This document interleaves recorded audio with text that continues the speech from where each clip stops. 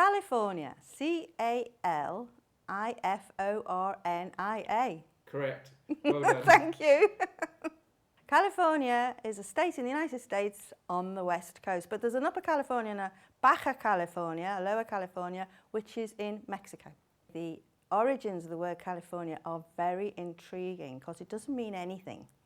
California is the name of an imaginary country which comes in a romance of chivalry, which are novels written in the Spanish Golden Age, rather like Star Wars or something like that. They are plots about knights who go out to fight evil empires. California, I believe, has no specific meaning. It is a literary name.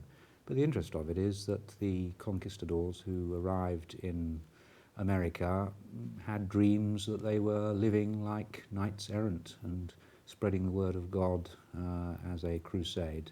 So the implication of the name is that. It's like calling a place Narnia. It's a fantasy world, a mythical space that was in a novel in the 16th century.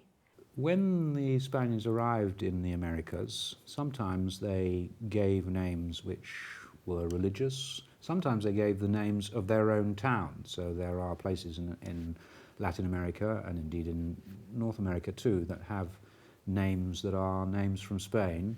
Sometimes the Indian name remained. An example is Mexico, for example, which is the Aztec word for Mexico. But occasionally we get dreamers who decided that they would call the place after some landscape of the mind which they'd read in a book. And I guess that there must have been something about California that suggested a mythical country in a romance of chivalry. Perhaps it's a very beautiful place.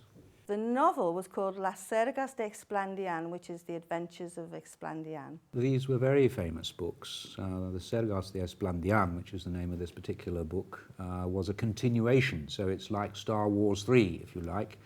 The books were fantastically popular, not just in Spain. They were translated into all European languages for about 80 years, and then they seem to have fallen out of favour and been replaced by realists. And that was the name of the place, the Las California. So that place name became associated with the western coast of that part of the Spanish Empire at the time, which had hardly been discovered or explored by the Spanish at all. And it covered the whole of the southwest corner of what today is the United States, not just today's California, but the states of what today would be, Arizona, Montana, and so on.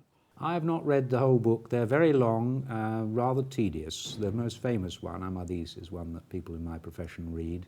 Only specialists would read Sergas de Esplandian, I'm afraid, nowadays. These fictional lands are always the same. They're derived from the old Arthurian romances, which we're familiar with in English. So if you think of Lord of the Rings, that happens to be in New Zealand, I believe, but it's a landscape which is reproduced in all this kind of literature. There are forests and there are seas and inland lakes from which ladies can emerge holding swords there, and they would normally have castles, of course. There were no castles in California.